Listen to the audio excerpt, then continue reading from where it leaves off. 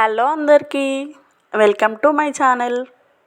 ఈరోజు మీ అందరికైతే చికెన్ హలీం ఇంట్లోనే ఈజీగా ఏ విధంగా తయారు చేసుకోవాలో చూపించబోతున్నాను. ఈ ప్రాసెస్ అయితే చాలా చాలా సింపుల్ అండి. అన్నీ ఇంట్లో ఉండే వాటితోనే మంచిగా టేస్టీగా ఏ విధంగా తయారు చేసుకోవాలో చూద్దాము. ప్రతిసారి బయటనైతే కొనుక్కొని తినలేం కదండి. సో ఈ విధంగా ఇంట్లో తయారు చేసుకుంటే ఎప్పుడు కావాలంటే అప్పుడు చేసుకొని హెల్తీగా తినొచ్చు. మీరు కనుక నా ఛానల్ని మొదటిసారి చూస్తున్నట్లయితే please subscribe my channel. Late చేయకుండా వీడియోలోకి అయితే వెళ్ళిపోదాం. ముందుగా దీనికోసం అయితే ఒక బౌల్ని అయితే తీసుకోండి. అందులో చిన్న కప్తో అయితే గోధుమ రవ్వనైతే తీసుకోండి. అందులోనే 1 టేబుల్ స్పూన్ మినప్పప్పు, అదేవిధంగా 1 టేబుల్ స్పూన్ మైసూర్ పప్పు, 1 టేబుల్ స్పూన్ శనగపప్పు, 1 టేబుల్ స్పూన్ పెసరపప్పు, అలాగే 1½ స్పూను బియ్యంని కూడా తీసుకోండి. మీ దగ్గర బాస్మతి రైస్ ఉంటే దాన్నే తీసుకోండి. ఓట్స్ని కూడా యాడ్ చేసుకోవచ్చు. అదేవిధంగా మీ దగ్గర బార్లీ గింజలు ఉంటే వాటిని కూడా యాడ్ చేసుకోండి. 1 టేబుల్ స్పూన్.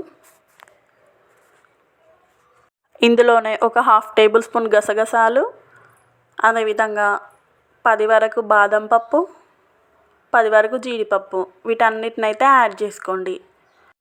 ఇందులో తగినన్ని వాటర్ని అయితే వేసుకొని ఒకసారి శుభ్రంగా అయితే వాష్ చేసుకోండి. వాటర్ని వంపేటప్పుడు అయితే స్ట్రైనర్ని అయితే పెట్టుకొని వంపుకోండి. తర్వాత ఇందులో ఫ్రెష్ వాటర్ని అయితే యాడ్ చేసుకొని వీటినైతే కనీసం ఒక 3 అవర్స్ అయినా నానబెట్టుకోండి. మీకు టైం ఉంటే 5 అవర్స్ అయినా నానబెట్టుకుంటే ఇంకా బాగుంటుంది. ఇప్పుడు స్టవ్ ఆన్ చేసుకొని కుక్కర్ని అయితే పెట్టుకోండి. ఇందులో 2 టేబుల్ స్పూన్ వరకు అయితే నెయ్యిని వేసుకోండి. అందులోనే 2 టేబుల్ స్పూన్ ఆయిల్ని కూడా యాడ్ చేసుకొని సన్నగా తరిగిన ఉల్లిపాయనైతే ఒక 1/2 కేజీ వరకు అయితే వేయించుకోండి. మంచిగా ఈ విధంగా నలుపుకుంటూ వేసుకుంటే మనకి తొందరగా ఫ్రై అయిపోతాయి. మీడియం టు హై ఫ్లేమ్కి అయితే మార్చుకుంటూ ఈ విధంగా లైట్ బ్రౌన్ కలర్ వచ్చే వరకు అయితే వేయించుకొని వీటిని అయితే పక్కకు తీసుకోండి. ఇప్పుడు ఇందులోనే డ్రై ఫ్రూట్స్ని కూడా వేసి వేయించుకోండి. మీరు కావాలంటే మొత్తం నెయ్యినైనా వాడుకోవచ్చు. ఇప్పుడు ఇందులో సాజీరా, చెక్క, లవంగాలు, యాలక్కాయలు, మిరియాలు వేసుకోండి. అదేవిధంగా ఉల్లిపాయని కూడా యాడ్ చేసుకోండి. ఇందులోనే నేనైతే ఒక 300 గ్రామ్స్ వరకు అయితే తీసుకున్నాను చికెన్, బోన్లెస్ చికెన్ అన్నమాట ఇది.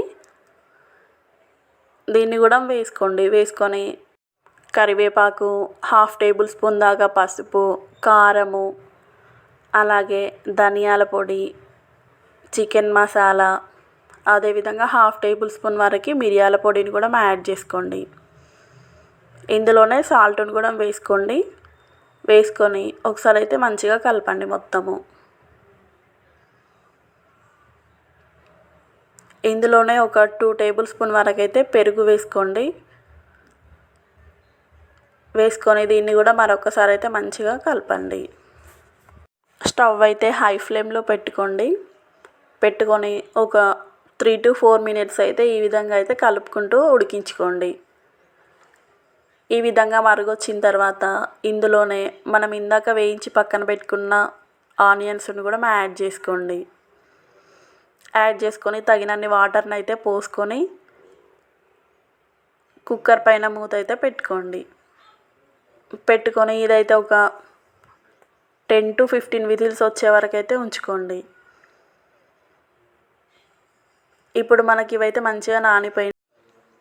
దీన్నైతే ఒక 1 అవర్ తర్వాత చూస్తే మొత్తం గట్టిగా అయిపోయింది. సో మళ్ళీ కొన్ని వాటర్ని అయితే యాడ్ చేసుకున్నాను. ఇప్పుడు దీన్ని వేరొక బౌల్లోకి అయితే మార్చుకుంటున్నాను.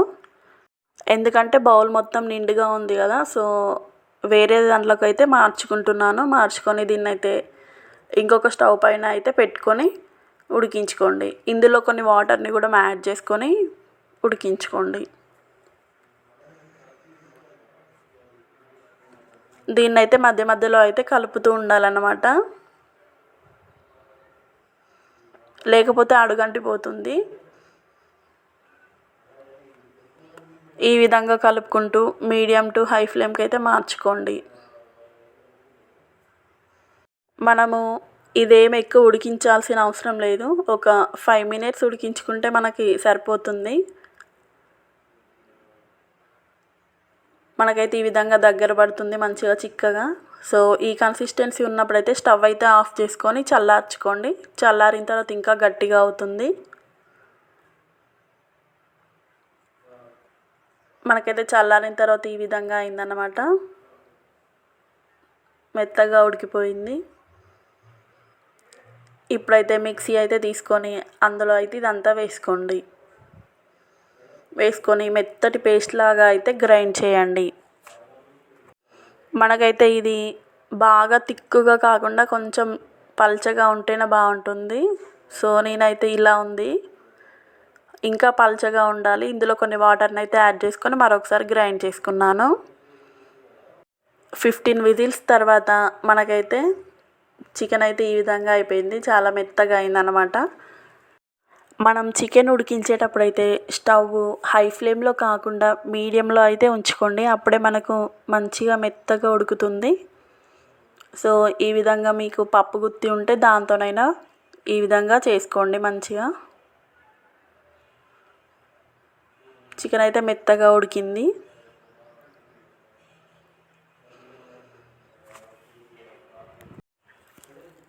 మీరు కావాలంటే ఈ చికెన్ని గ్రైండర్లో వేసి కూడా పట్టుకోవచ్చు. లేకపోతే ఈ విధంగా అయినా చేసుకోవచ్చు. ఇప్పుడు స్టవ్ అయితే ఆన్ చేసుకొని స్టవ్ మీద పెట్టుకొని దీన్నైతే ఈ విధంగా మంచిగా ప్రెస్ అయితే చేసుకోండి. స్టవ్ అయితే లో టు మీడియం ఫ్లేమ్లో అయితే పెట్టుకోండి. ఈ విధంగా మంచిగా మొత్తం అంతా ఈ విధంగా చేసుకున్న తర్వాత ఇందులో తగినన్ని వాటర్ని అయితే యాడ్ చేసుకోండి. మరీ ఎక్కువ ఏం పట్టవండి. మనం తీసుకున్న క్వాంటిటీకి అయితే ఒక 1/2 లీటర్ కన్నా కొద్దిగా ఎక్కువ పడతాయి. వాటర్ని అయితే పోసుకొని ఈ విధంగా అయితే కలుపుకోండి. ఇప్పుడు ఇందులోనే మనం మిక్సీ పట్టుకున్న పేస్ట్ని కూడా యాడ్ చేసుకోండి. యాడ్ చేసుకొని మిక్సీని కూడా కడుక్కొని అయితే మంచిగా కొద్దిగా వాటర్ని అయితే యాడ్ చేసుకోండి. ఇంకొన్ని చేసుకొని ఈ విధంగా అయితే కలుపుతూనే ఉండాలండి. ముందుగా వేసుకున్న సాల్ట్ అయితే సరిపోదు కదండి. మళ్ళీ కొంచెం సాల్ట్ అయితే యాడ్ చేసుకోండి. ఇందులోనే కరివేపాకు కొత్తిమీరను కూడా యాడ్ చేసుకొని మంచిగా కలుపుతూ ఉండండి. మీడియం టు హై ఫ్లేమ్కి అయితే మార్చుకుంటూ ఈ విధంగా మంచిగా కలపండి. దీన్నైతే మనము మినిమం ఒక 1 అవర్ అయినా ఉడికించుకోవాలి. అప్పుడే మనకి మంచిగా టేస్ట్ కూడా బాగుంటుంది. ఇందులోనే ఒక 2 టేబుల్ స్పూన్ వరకు నెయ్యిని కూడా యాడ్ చేసుకోండి. అలాగే మనము వేయించి పక్కన పెట్టుకున్న ఆనియన్స్ని కూడా యాడ్ చేసుకోండి. మీ అందరికీ ఒక రిక్వెస్ట్ అండి, ఇంతవరకు మన ఛానల్ని సబ్స్క్రైబ్ చేసుకొని వాళ్ళు ఉంటే సబ్స్క్రైబ్ చేసుకోండి. ఇంకా మీకు ఎలాంటి వీడియోస్ కావాలో కూడా కమెంట్ చేయండి. అదేవిధంగా నాకేమన్నా సజెషన్స్ ఇవ్వాలన్నా కూడా కామెంట్ బాక్స్లో అయితే పిన్ చేయండి.